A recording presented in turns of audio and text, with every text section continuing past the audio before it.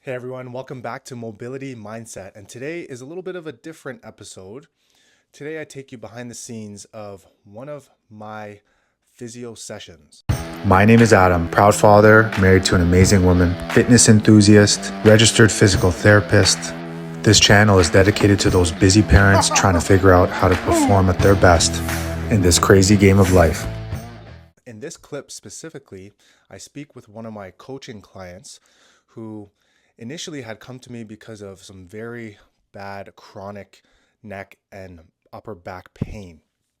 And he came to me as a last resort, referred by his massage therapist. He had been getting massage therapy, trying a bunch of other things that did not work.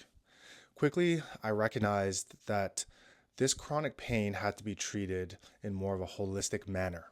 So, taking into consideration his lifestyle, making certain changes so that he can then overcome this pain and just basically have more bandwidth to take on more tasks, and especially as the company grew. A little background history of him: he was a hustler and entrepreneur from the get go and had managed to build up a business in which he sold to a bigger company and took on a role and helped grow that bigger company to what they were, and eventually sold that company to a private equity firm. And he doesn't want to retire. He really loves what he does. And he came to me basically to see if he could survive the next 20 years while working. Since this was his goal, I knew we needed to improve his physical fitness. We needed to improve his mobility. We needed to also improve his stamina and his endurance and his body's ability to recover. Because at the end of the day, everything is considered stress to the body and to the nervous system. So we want to be able to have a large container to hold this stress, and then also good tools to recover. And a lot of this starts with understanding where this pain is coming from, and also belief systems and perceptions around your pain. So in this clip, we talk a lot about pain. We also talk about what steps he took to get to the point where he is now and basically has a new lease on life. Some of our conversation, it would be great for viewers or just people in general to get an idea of some things that they may not be aware of. Like, let's actually maybe talk a little bit about what are some things that after meeting me you became aware of that maybe you weren't aware of before. There's lots. Yeah. That's the whole. That's the whole point, really. Is that you open my eyes to a different side of life that I always either ignored or just wasn't aware of. So my mind was blown in a lot of ways, like we were talking about with my daughter and her pain. Like you had to explain to, her the whole nervous system and the associations with pain. Yeah. With your mind. Yeah, pain is a very complicated thing to understand. And I'll be completely transparent that it took me a while, even in my practice, after gaining a very small understanding of it in my kin degree, then going to physiotherapy school to do my master's. Right. Obviously, a big topic of discussion is pain, but a lot of the latest research wasn't out yet. So the way we thought about pain was slightly different. I mean, we always knew that there was acute pain and chronic pain, and we had an idea of how the nervous system relays the information and how there's something called the chemical aspect of pain, right? Like there are things that these chemicals that bind to receptors in our tissues, which trigger a pain response. And that's how our brain senses when there should be pain, right? Like when you injure something, right? Or even the deformation of tissue to a certain point will elicit a pain response. So, if something's squeezing your finger, if you slam your finger in the car door, there's obviously going to be a pain response because of the pressure. Or if you get even as simple as a pinch. Right. Right. But So let me ask you, in your practice, what was the proportion of pain that you would say is directly due to something obviously mechanical, Yeah. like your finger in the car door example or a bad sprain, and how much is just, let's say, non-causal or not directly attributed to Like no mechanism no of mechanism? injury. Yeah, that's a great way to put it. There's, I would say, close to like 75, 80% is no obvious traumatic incident or mechanism of injury. Right. And then there's 25%, let's say. These are like, I don't know for sure, but this is like in my head, the trend that I see. Right.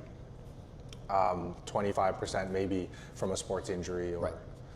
and when someone comes in with a tissue injury, that is obvious because there is a mechanism like an ankle sprain like yours. Right.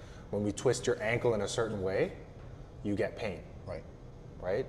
When, and that is because your nervous system senses a stretch, perceives the threat on that tissue, Right.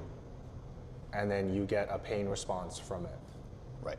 right? So when So we the think lingering, to contrast that, the Yes. lingering chronic pain like I had in my neck and shoulders that didn't have any sort of mechanical issue.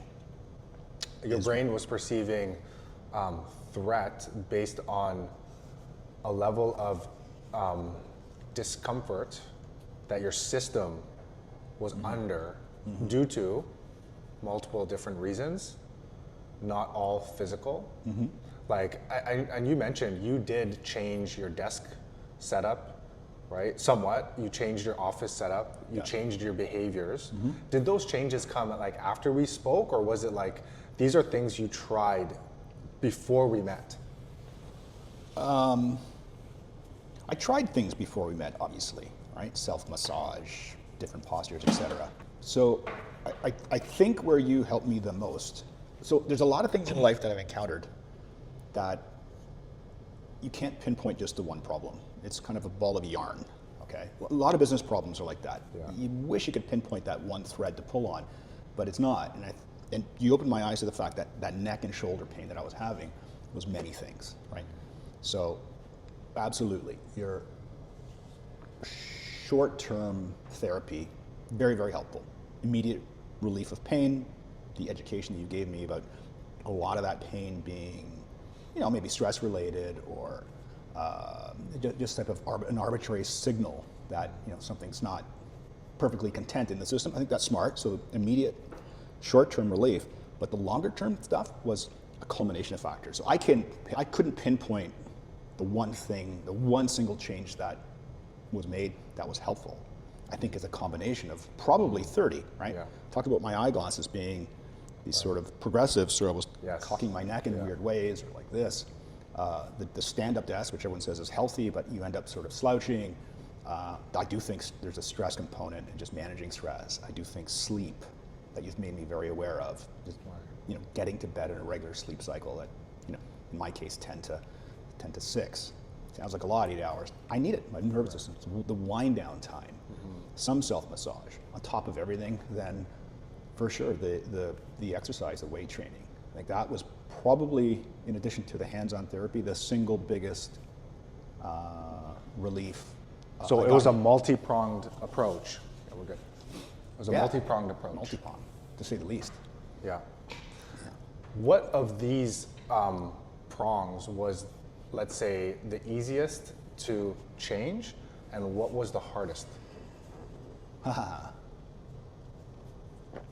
It's funny. So all of them were fairly easy to change.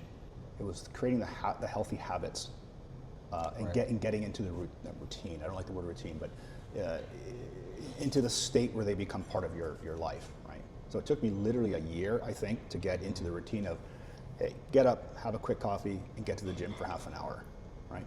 Now that's part of my routine, and I love doing it. If I don't do it, like this morning, for example, I'll miss it, right?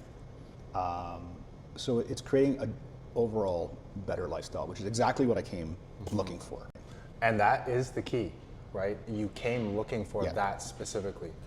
There is this understanding when we're dealing with chronic pain that the person has to be receptive and there's a continuum, right, of where either the person is in denial and they're looking for someone to fix them, Right. and it's like a victim mentality, Right. right, and then there's on the other end where somebody is completely ready and willing to be open-minded.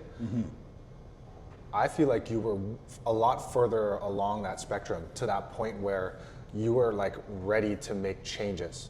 Right. And that is super important because people often they come in with, and I want people to really understand this and hear this from both of us, that you have to be ready to make the change and not try to force people around you or things around you to make the change for you. Absolutely. I think I had sort of hit rock bottom in a lot of ways because I'm 54 right now, so maybe I was 53 when I first came here. Yeah.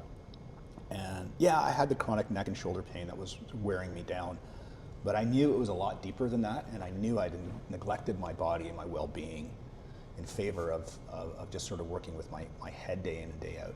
And that had to change. It wasn't sustainable for me to continue with my career and my lifestyle and being a good dad and all the rest. So I was ready for it, let's put it that way. And I knew what I had neglected. So would you say that was your goal in coming to see me? Yes. Figure out how to make these changes to then Regain vitality in my case. Okay. I was looking to regain youth rather than just kind of submit to becoming older, right? And less mobile. That is I would love if everyone that I saw came in with that mentality. Yeah. Because that is exactly what I enjoy doing the most. Right. If you came in and said, I just want you to do some work on my tissues and make me get looser so that I can get on with my day, I'm fine with that as well. But the expectation, if the expectation is to get to a point where I now have control over my body, my pain system, I can now thrive, that is not like that quick reset of the tissues is only, like you said, a small piece of the puzzle, and it's to get you in a better state of mind and a better physical state to now put in the work to have that snowball. Exactly. Yeah. And I knew that. It's very easy to kind of maybe get dependent on the immediate relief that the hands-on, tissue work provides. But you were very careful not to create dependency in me on that, in terms of not having too frequent sessions. Really encouraged me to get to the gym and do the lifestyle things. So I think it was a really good balance. Right. Even the pacing where it was more frequent and then tailing off.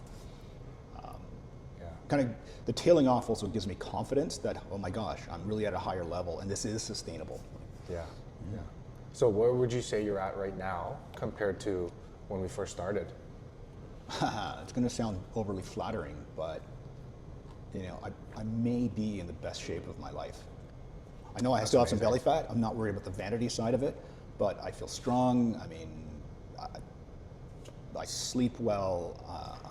My performance at the gym is great. I put on probably 10 or 15 pounds of muscle mass with it seems like very little effort. The beautiful thing about how you've mentored me to exercise is that it doesn't have to be this arduous, exhausting hour at the gym to complete, exhaustion, once or twice a week and then very poor recovery. But the high intensity method, we're going into the gym on a regular basis, and consistency, I've learned, is everything. I always thought I was a hard gainer, or maybe just didn't have the type of genetics that are meant for the gym and for gaining mass. But completely wrong. Here I am in my 50s, adding 10 pounds to the bars, every week or two. So yeah, you gave me that high intensity methodology. I'm in and out of the gym consistently. I leave the gym before I'm exhausted. My recovery is fantastic. I'm not exhausted during the day or in the evenings, or very sore the next days. So it's sustainable. It took your body a while to get to that point, though, where it was able to recover. Yeah. I would say it took 6 months. Right. So you mentioned it's flattering, but it's flattering for you because you put in the work, right? Yes, I just gave you my recommendations that I would give to anybody, and you are not the typical person. Because I'll tell you, out of let's say 10 people that I want to provide the same service to, I would say maybe 2 people really achieve what I would dream for them to achieve. So I think that says something about your will, and I think this might, like if we were to talk about your entrepreneurial history, I think it would be pretty blatant that the way you approach a goal, right? Like let's say a goal, you put in the work, that monotonous work that you'll only see with delayed gratification, right? Because if you think about it, right, if you came in with this instant gratification mentality, Right. we would not be here right now talking. But it's that delayed gratification that I think you might have practiced your whole career, right? You got to put in the work and you got to see results, obviously. But what are your thoughts on that? That's just my perspective. Well, I know. I think we're kind of, in a way, kind of meant for each other, because your belief is that, most of the work has to come from the patient, in my case. Yeah. And I am aware enough about how things work in life through my experience that, it's never a silver bullet. It's always a bit of a slog. Right. And that's kind of the beauty of life as well, is that there's this, it tastes so much sweeter when you get to the other side. Right. So you've never bought into the quick fixes, I guess, that are always being sold. Well, I mean, like anyone, you dabble with them, but you learn really quickly that, just like, alcohol is not a solution to long-term stress management, Right. or I've never really did drugs, but something like that. You're just creating a deficit and boring against your future. Of course. Right? Versus the opposite, which is investing in the present to get something back. And Right. every signal in life is sort of indicates that's the case. Yeah. So well-being is the same thing. I know we talked initially about, because I bought into the Oura Ring, and then you also bought into it, and it's clear that is something that also, it's not forever, right? It's something that you use to gain information. Right. And when you look at the data over a certain amount of time, you know what impacts your sleep. Right. You also know that it's not completely accurate either, Correct. right? So when people are buying into these technologies nowadays, I think we have to take everything with a grain of salt and use it for what its purpose actually is. Right. And then, and I'm kind of on the same path, right? Like, I don't look at my data from the Oura Ring all the time, right? I wear it often because I kind of like it as a piece of accessory or whatever. But as of late, I haven't even looked at it, because I know the season of life that I'm in, my stress is going to be high. I already know what my sleep scores are probably going to be. Precisely. Right? Yes. And I also don't need that added stress. Right. And you mentioned this to me months ago. Right. And I truly buy that, and I believe that can't always use things forever, and nothing is a silver bullet, like you said. Right. Yeah, I think to some extent the Oura Ring is a wonderful piece of technology. And the first 6 months of using it really teaches you a lot about your biorhythms, let's put it that way, and triggers. But beyond that, again, we talked about not creating dependencies. I think it's important to maybe sever ties with that after a while, and just live a healthy, sustainable lifestyle, and not stress about something like your heart rate balance or whatever, HRV. Let's get into some of the ankle treatment. If you enjoyed this conversation, hit the subscribe button.